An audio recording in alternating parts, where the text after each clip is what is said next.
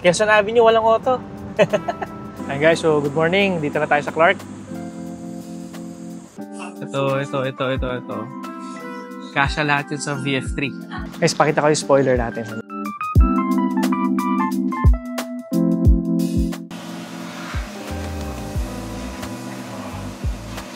Ayun guys, so good morning. Papunta tayo ngayon sa Popeyes shoot sa Quezon Ave. Food photography tayo bago mag Labor Day May 1. So guys, tara, good morning. Samahan niyo ako.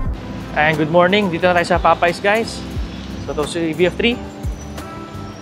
So nakapagbaba na tayo ng gamit. And ngayon, shoot na. Tingnan nyo guys si VF3. So same parking spot na naman tayo. Simple lang itong shoot natin. Ice cream lang. Coming soon.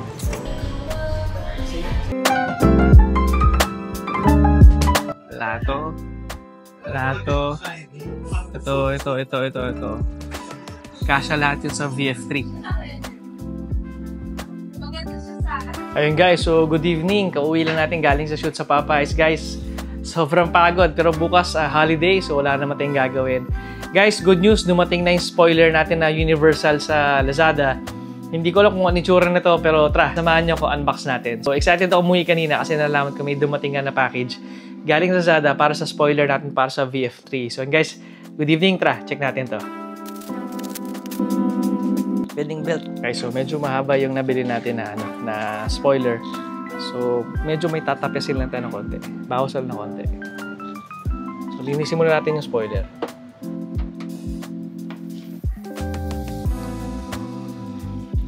Ayan guys, tara, ikabit na natin. Ayan guys, so good evening. Ang ganda na spoiler. Hindi ko lang makuha ng maganda ngayon kasi madilim na. Pero ganda.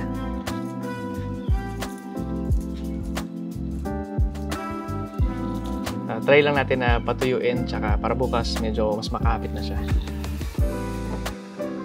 So guys, malapad siya. Hindi siya manipis. So ang ganda.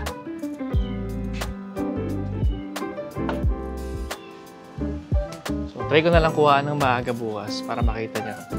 Palapatin muna natin para mas makapit siya kasi para siyang double-sided tape. Pero maganda naman yung kapit niya. The next morning. Ayan guys, so good morning. Holiday, May 1, Labor Day. Walang pasok. Maluwag. Kita guys, Quezon Avenue. Walang ka-auto-auto. Quezon Avenue, walang auto. Bira. Anyway guys, punta tayo ngayon sa Clark. Share ko lang guys na family ko. Siguro around 4 to 5 times a year na nagka-Clark kami. Ayun guys, so nasa Petron tayo ngayon. First time natin magkakarga ulit. So, ang gas tank natin ngayon guys is mas mababa pa sa 1/4. So, once in a while, nagagamit natin si Mazda. Tapos, yung dad ko may trips na medyo malayo. So, nagagamit niya. Pero guys, so nagkarga tayo ngayon 1,000. So Clark tayo ngayon guys. So hindi ko lang sure kung naalala nyo, nag-shoot tayo sa Clark dati, yung sa Clark International Speedway. Ngayon yung Clark International Speedway, gusto ko sanang umikot pa after nun. Hindi ko lang kung maalala nyo, buong araw tayo na sa shoot doon, tsaka sobrang pagod na. Ngayon, sabi ko, babalik na lang ako dito pag yung wala nang obligasyon or walang shoot. So ngayon, pupunta tayo ngayon sa Clark. Check ko muna yung EV charging doon kung meron na for DC. Kasi may nabalitaan ako may charging station doon for EV. Kaso, hindi ko lang sure kung ready na. So ngayon, puntahan muna natin kung available para next time, si VF3 na dala natin papuntang Clark. So ngayon guys, ito. Karga tayo ng 1,000 muna. So ngayon guys, after nito, siguro around 3 o'clock, balik na tayo. May meeting naman ako sa isang for food photography na naman. Around 5:30 at sa isang restaurant. So hindi ko muna sasabihin kung anong restaurant to. So sana matuloy. Ngayon guys, so medyo ano tayo ngayon, medyo chillax muna tayo. Tapos tomorrow, uwi tayong Morong Rizal. Puntahan natin yung family naman natin, si wife and daughter ko. Hey guys, sana good morning, samahan niyo ako. Hey guys, so good morning. Nagpahangin na rin tayo. So dito tayo sa Petron, Quezon Ave. So hangin lang ni Kuya.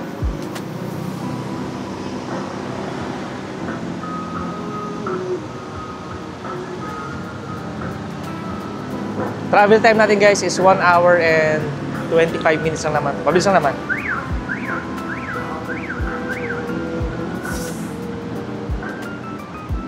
Hey guys, tara, good morning. Samahan niyo ako. So, ay guys, so good morning. Skyway na tayo. Maluwag naman. So, tara, samahan niyo ako.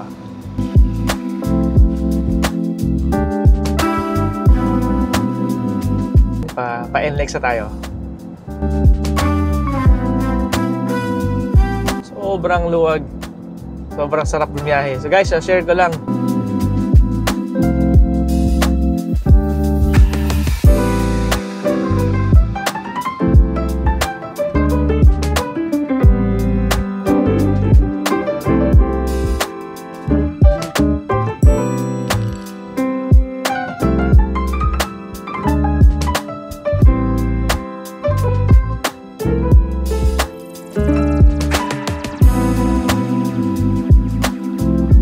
Guys, so good morning. Nandito na tayo sa may pa-SCTEX na tayo. So, few kilometers na lang SCTEX na tayo. So guys, medyo malapit tayo and walang ka-traffic. So, ang biyahe natin normally pag pupunta ng Clark is 1 hour 35 minutes, 1 hour 30. Ngayon, 1 hour and 15 lang. So, sobrang bilis lang guys for Clark. So, holiday naman talaga kaya medyo maluwag, kaya maganda. Guys, pagdating nga pala natin ng Clark, titignan natin yung charging station na bago doon. Kasi sabi nila, meron doon charging doon na I think sa Clark Museum ata yun. So, meron daw charging. So, puntahan natin ngayon. Alamin natin kung umaandar na siya. Para next time, si VF3 naman ang dala natin. Tapos, pupunta rin tayo dun sa coffee shop na lagi namin pinupunta ng family ko. So, yung here, yung hashtag here, yung name niya. So, Korean, I think Korean cafe siya. Maganda siya. Maganda punta. So, yung guys, tara, good morning. Samahan niyo ako.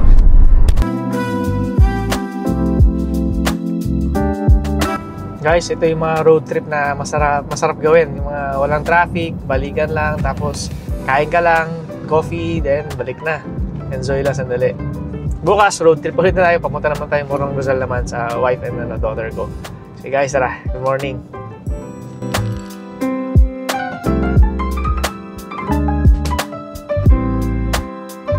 Hey guys, good morning. Dito tayo sa Clark North. So,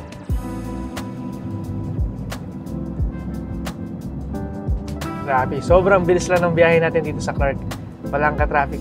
Kaya kaya kami family, ito yung gusto namin go-to na lang, short vacation or kumbaga sandaling pahinga lang mo sa trabaho. So, Clark or Calamba, Laguna, yung pinaka-madalas natin pinupuntahan.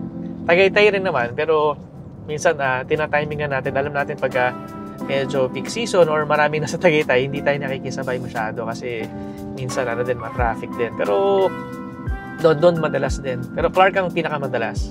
So guys, sa Clark na tayo.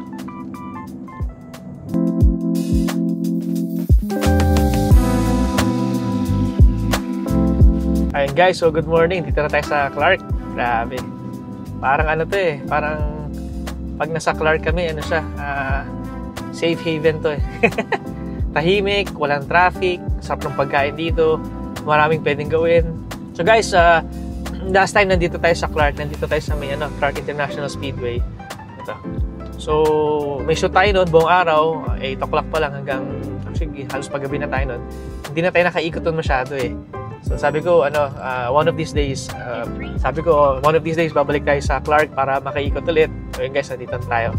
So, ayan. Nandito tayo ngayon sa Clark guys. Hanapin natin yung Clark Museum kasi meron nga daw EV charging station doon. So, try natin tignan kung talagang compatible si VF3. Para next time, si VF3 naman ang dala natin. Para hindi tayo kakabahan. Kasi ang range ng bahay, QC to Clark is around 90 kilometers. Siyempre, pagdating mo sa Clark, iikot-ikot ka rin naman eh. So, tayo kung di ako makakaikot masyado dahil limited yung range. Pero sakto naman. So, pupuntahan natin yung Clark Museum muna. Tingnan natin kung pwede tayo mag-charge doon. Yung guys, good morning. Samahan niyo ako.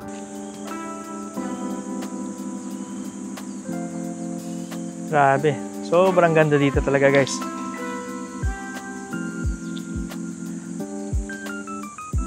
Guys, tara. Samahan niyo ako. Ayun guys, so good morning. Lapit na tayo sa Clark Museum. Puntahan natin yung EV charging station doon. So guys, tara.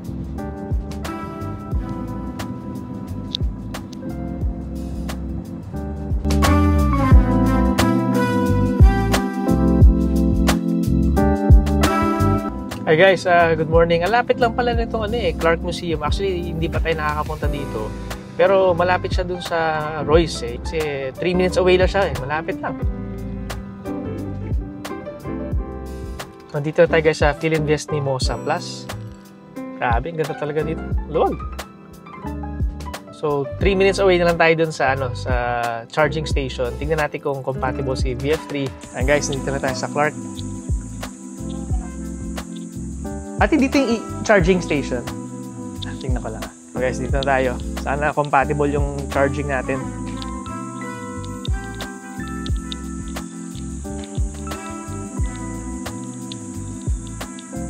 Guys, doon ako nagpark sa Tom and Tom's Coffee. Pero dapat pala dito nagpark. Ah, ito pala eh. So may parking pala dito. So malapit siya sa VG Bakery Bistro. So guys, tara. Check natin to kung compatible si VF3 natin. Guys, so naka-setup na pala yung chargers dito. Pero hindi ko na sure kung compatible. Uy, CCS2!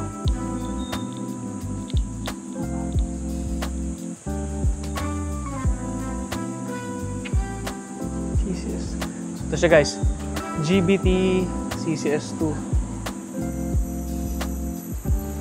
So, CCS2. Guys, CCS2. DC kaya ano?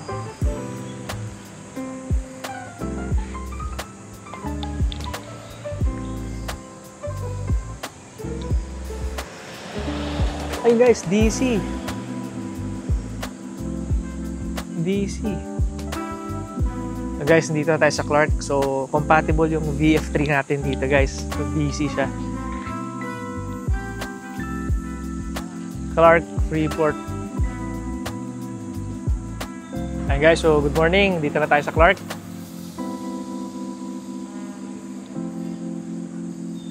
So guys, upon checking, compatible naman siya. CCS2, tapos DC.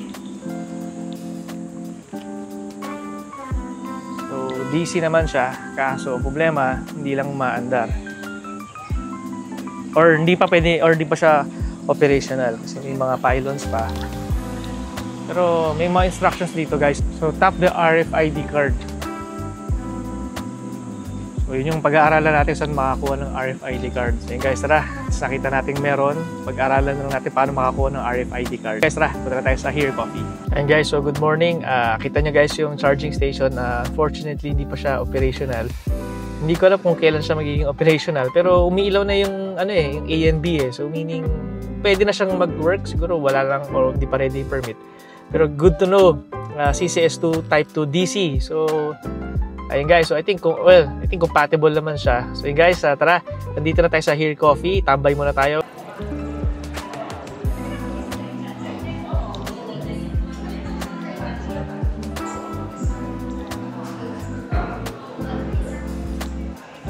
Ayun guys, so nandito na tayo. Tara.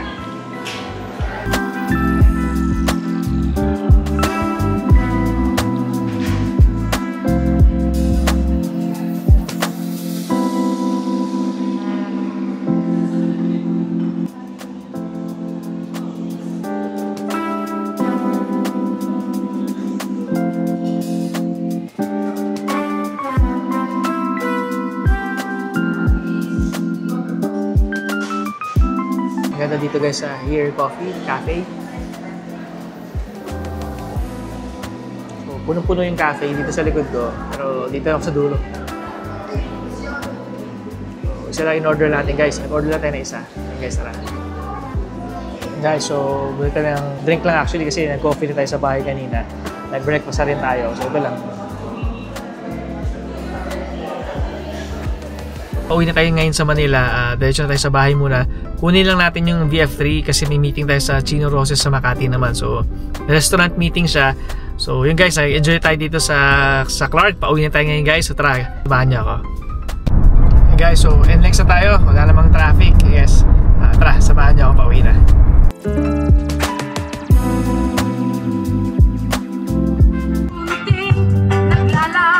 Guys, so good afternoon. Dito na tayo sa Shell of Asia sa may NLEX. Magda-drive-thru lang tayo konti. Kasi dire-diretso na ito eh. Ayun guys, pag uwi natin sa bahay, palit na tayo ng auto. Kunin lang natin yung VF3 tapos diretso na tayo sa Chino Roses, Makati. So baka wala na tayong time. Although, restaurant yung pupuntahan natin, pero hindi ko lang sure kung ano sang kain natin nun. So, hindi ko lang kung makakapag-dinner tayo agad. So yun guys, drive-thru muna tayo. Sandali. Whopper, welcome. Kamusta po silang cake order? Senior sa isang large size. Apo. Any additional? Wala na po. Tara. Ayun guys, so good afternoon. Kauwi lang natin. Diretso na tayo ngayon sa, sa Chino Roses sa Makati. Guys, pakita ko yung spoiler natin.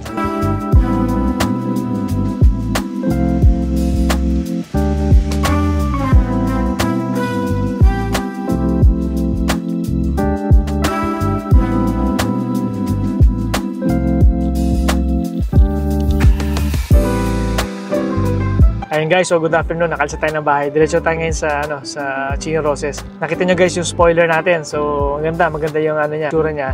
Hindi siya ganoon kanipis. So yun guys, good afternoon. Tara, samahan niyo ako, punta natin sa Makati. Galing tayong Clark kanina umaga, north. At pagbalik natin ngayon, south naman tayo ngayon. So yun guys, tara, samahan niyo ako. Ayun guys, so dito na tayo sa Green Sun. So ito si VF3 natin. So Chino Roses. Puntahan na natin yung restaurant. So yun guys, tara. Good afternoon.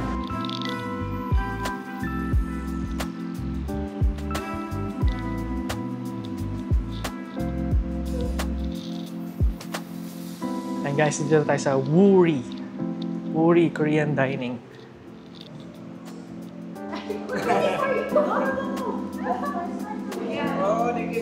Seafood pancake is a Korean pancake with shrimp, squid, and vegetables po. So, crisp po siya on outside. Bestseller namin. Thank you so much. Yummy siya. So, what gives the texture of the beef tartare is the hanu that we use. And we use the rump.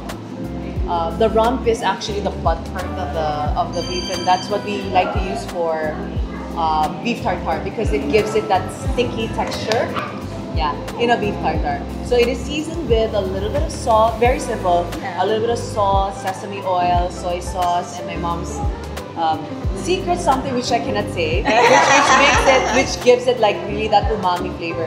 The way I would do it is you get a piece of pear and then pop the seaweed with the yuke and then take it in one single bite. That's how I suggest it. Mandu is amazing. So our mandu, which is Korean dumpling, comes in two variants, pork and chives or pork and kimchi. This one is pork and chives only because you have a lot of kimchi dishes coming up later. So I decided to do a mild one. The dough, the pinaka-skin ng dumpling, and the laman is all handmade here, like all made from scratch. So that is what gives it the chewiness and it allows it to be as thin as it is, as you will taste it, right? See, when I come back, you'll tell me, oh nga, Grace, iba. Please enjoy. I'll come back when you're being serviced. Hey guys, so eating time na. Let's eat. Stress daw siya. Yung food ko yung kinakain na You're on the other side. Yes. Don't want to overcook it. Hanu is known for its fine marbling, but meaty texture. You really taste the difference. Guys, not yung parang pag kinain mo parang nalulot ka sa oil, no. Not that kind of feeling. Alright, guess what this is. This one is our Jeju black pork and this is flour. So the fat part is actually not all fat. This is flour. It's actually billet. The shape of the pork will not change. And this is the pork neck. And it's very rare for you to see a pork neck this special. Where the pork neck is not, usually pork neck is like 70% meat and 30% fat. The problem with that is the pork neck gets dry. So I only choose the top portion of the pork neck, which gives me the perfect 50-50 ratio. That still allows the pork neck to be juicy and still flavorful. So guys, dito siya lulutuin. So dito tayo guys sa restaurant ni Ma'am Grace Lee.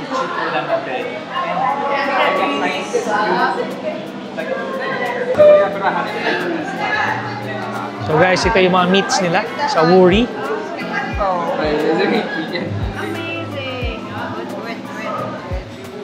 Korean Wagyu para alam nila na Satel, what's satel? Sashimi? Yeah. Yung pinaka-palm mo, pagka sobrang init na po. Na kailangan Kaya iyaano mo yung palm. Okay. Wagyu. Wagyu charcoal. Parang masarap. Kinain nyo. Naka-on ba to? See? Hindi naka-on eh. I can tell eh. You should know by now. It's sucked out. Ganda ng exhaust.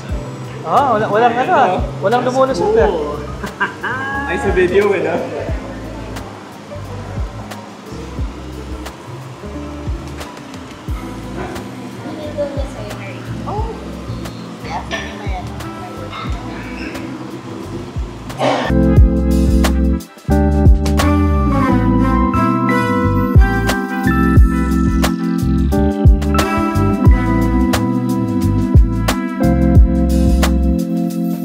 Yes, yung pinaka-minimum niya.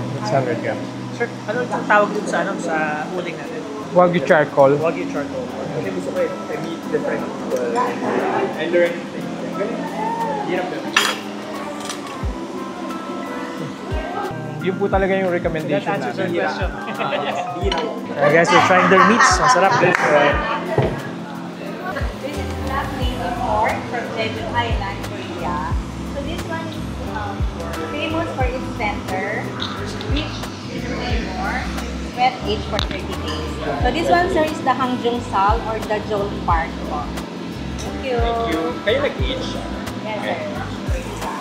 So this one is famous for its tender and also rich in flavor.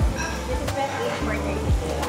This one is best paired with aged kimchi sauce. And the sauce is Korean shrimp. Ito ay kung dito sa... Kasi ito, ano main nga sa...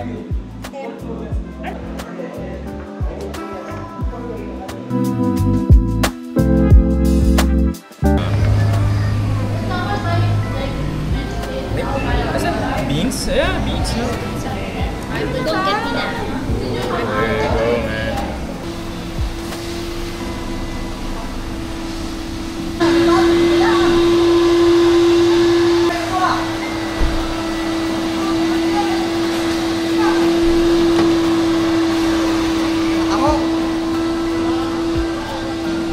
Guys, so dito tayo ngayon sa Genki.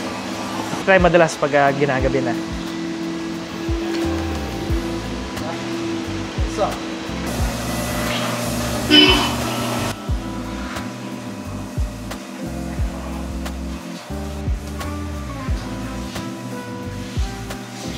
ayun guys, so good evening. Kauwi lang natin galing sa sobrang habang araw. So galing natin ng Clark, tapos bumalik tayo sa bahay. After ng bahay, kinuha natin yung VF3. So Mazda tayo nung una. Tapos palit ng VF3, punta tayo sa Wuri, sa restaurant ni Ma'am Grace Lee. So sobrang sarap ng restaurant nila. Finest meat talaga. Sobrang quality ng meats nila. So thank you Reese for inviting. So yun guys, charging si Sea Lion, si VinFast. Hindi naman natin kailangan mag-charge kasi bukas bahay lang naman tayo. Pero bukas na natin i-charge. So guys, so good evening. Thank you guys for watching guys. Susunod na video ulit. Salamat!